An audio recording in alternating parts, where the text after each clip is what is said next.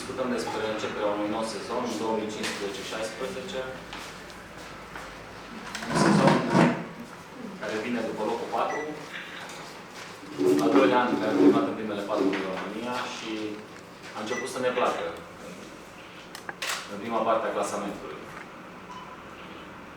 S-a schimbat anul acesta un ciclu de jucători care au făcut performanță la Turda.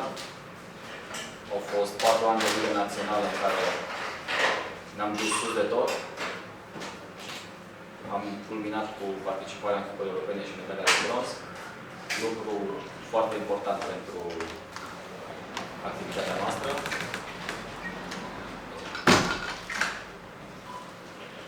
Acești jucători care au muncit la Turda au răspătit încrederea acordată cu aceste rezultate și, cum este normal și firesc,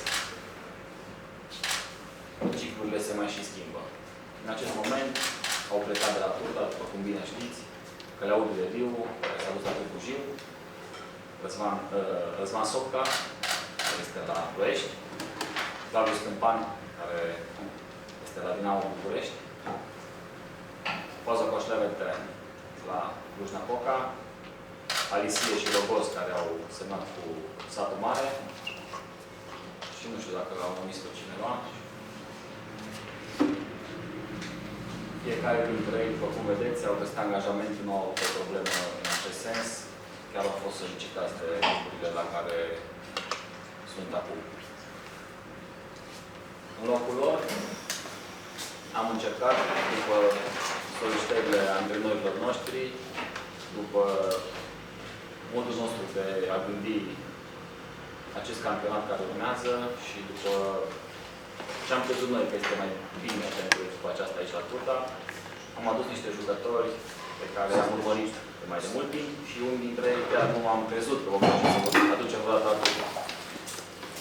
Încep să-i prezint plecând din poartă, unde am semnat cu Petar Palvac, este jucătorul echipei Ciurgo, care medaliată cu bronz în care de ediții, participată constant în cupele europene.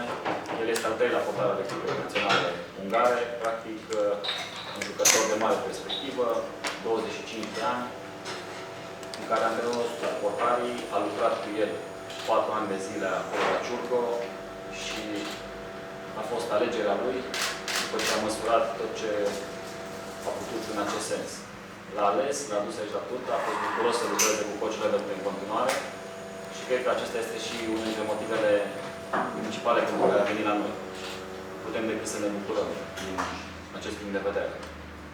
Pe extrema stângă, lângă Pavel Răzvan, a venit s-a reîntors la Turda Cristian Suciu, de la evoluat la Cluj-Napoca și la Oradea înainte. Un jucător cu care noi am mai colaborat și am colaborat foarte bine. Un jucător în care avem încredere că se va ridica la nivelul așteptat. Un jucător tânăr, care a venit cu multă bucurie înapoi la Turda. Acolo mai este și, acum revine după intervenția politicală, Laslo Alexandru, fratele Cristine Laslo, unul dintre juniorii noștri care acum a ajuns la senior și va completa acest post și va completa și postul de centru. Pe interstânga au rămas Radu Lazar și cu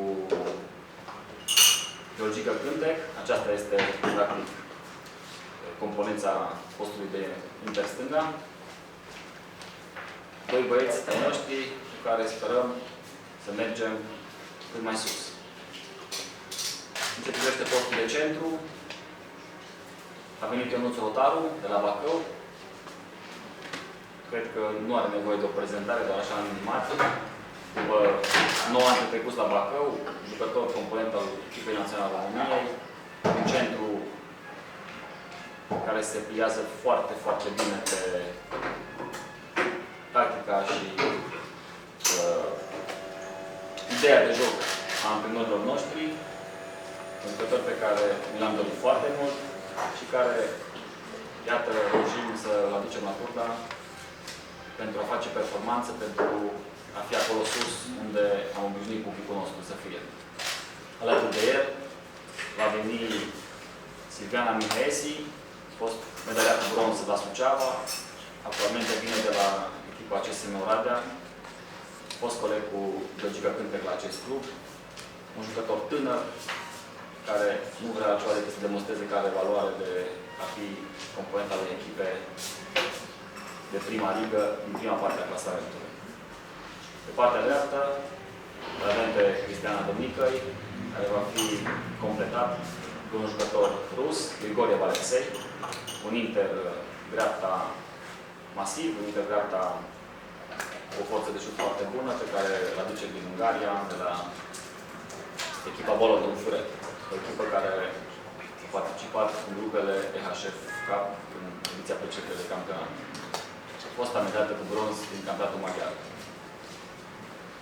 Extremă dreapta, în locul lui Flavius Câmpan, a venit Marius Bondar.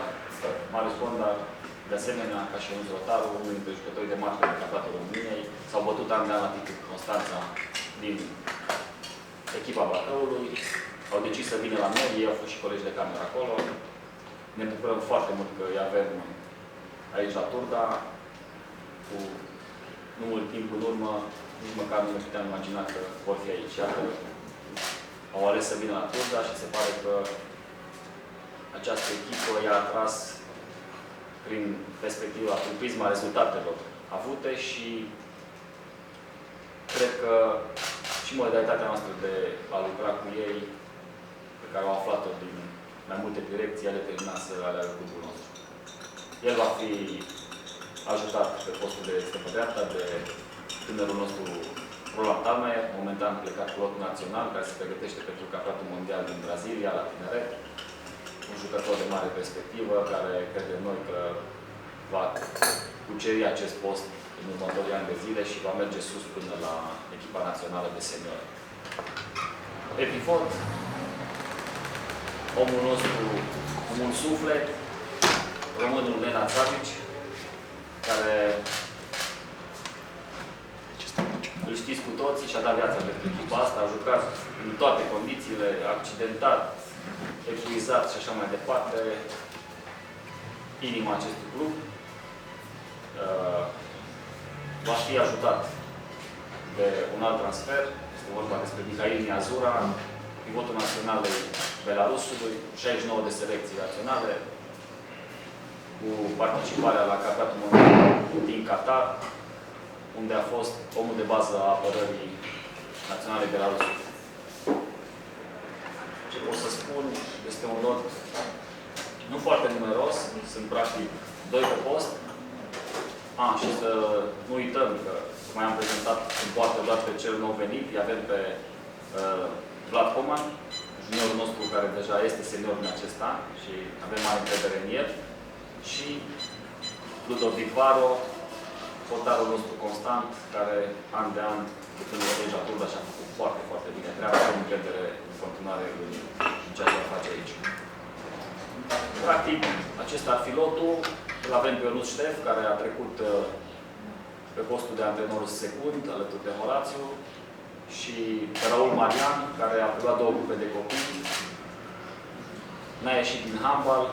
Moșu și-a făcut treaba la Turda 5 ani de zile, ne-a dus în prima ligă, ne-a adus o medalie și acum rămâne în clubul nostru ca să descopere handbaliști și să îi crească clubul acesta, alături de Iulian Alexandru, Oriana Aurel și Ștefan, care și el va prelua o grupă de copii. Am asigurat partea de pregătire a copiilor, avem lotul pentru prima echipă, obiectivele sunt foarte clare, cât mai multe calificări în partea de junior la turneele finale. La echipa mare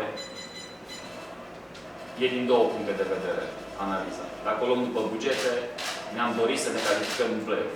Dacă o luăm după ce știm noi să facem aici la Turda, cu multă inimă, cu multă muncă, vrem din nou în prima parte a clasamentului.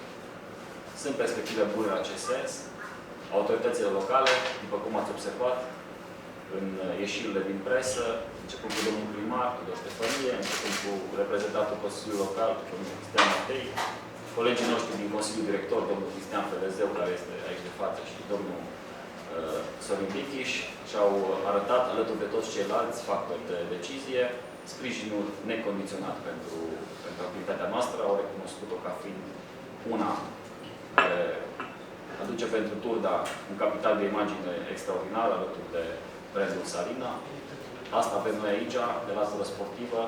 Cred eu că susținerea deșilor este obligatorie și foarte, foarte importantă. Le mulțumim pentru acest lucru, pentru perspectiva noii săli, care am înțeles că este în fază de avize, să obțină avizele, urmează să înceapă la un moment dat și credem noi că de anul ăsta s-ar putea să face primul pas că a începe această construcție.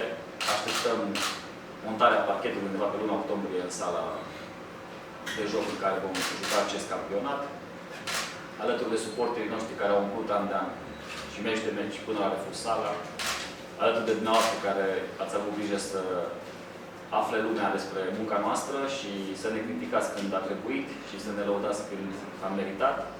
Cred eu că putem începe un nou sezon în forță în care să ne ridicăm la nivelul așteptărilor noastre și dacă reușim, de ce nu să le și depășim. L-am aici alături pe antrenorul nostru, pe Horațiu Gal, pe care îl invit să vă spună câteva cuvinte și după aceea așteptăm întrebările noastre. Bună ziua! Pe această cale vreau să le mulțumesc tuturor jucătorilor care au plecat în această vară, așa cum a spus și s-a încheiat un ciclu și am hotărât să facem unele schimbări mai mari în echipă. Le doresc succes tuturor unde s-au dus. După cum vedeți, fiecare a reușit să-și găsească o echipă bună. Asta înseamnă că zic eu și-au făcut treaba bine la Turda și munca lor a fost apreciată și de alți antrenori, alte echipe. Schimbări se pare că sunt și la nivelul celorlalte echipe. Constanța se pare că nu va mai evolua în nou sezon în prima ligă, dar o parte din echipă, împreună cu stafful tehnic, au migrat spre CSM București și se pare că CSM București va fi o nouă constanță în handbalul românesc. Și Baia Mare, se spune că sunt probleme financiare în țară, dar, după cum vedeți, Baia Mare a transferat iarăși jucători de Liga Campionilor, vor să acceadă în grupele Ligii Campionilor, așa că se pare că acest campionat nu va fi numai echilibrat ca și cel de anul trecut, va fi și un campionat mai puternic. Venirea acestor 7 noi jucători va fi un pic dificil, fiindcă într-o lună și o săptămână, și 2 săptămâni de la începerea pregătirii vom încerca în etapă la București, în decurs de 7 zile, cu Steaua București, în decurs de 7 zile vom avea 3 meciuri. Vom încerca să închegăm cât putem noi de repede, să facem relațiile de joc să funcționeze apropiate 100% din ce ne gândim noi. De aceea și în programul de pregătire am inclus destul de multe meciuri, chiar și meciuri puternice. Dinamo Baia Mare, turneu puternic în Ungaria și sperăm să ne legăm foarte, foarte bine până data de 23 august, ca să ajungem la prima etapă, să ajungem la forma maximă. Aveți întrebări?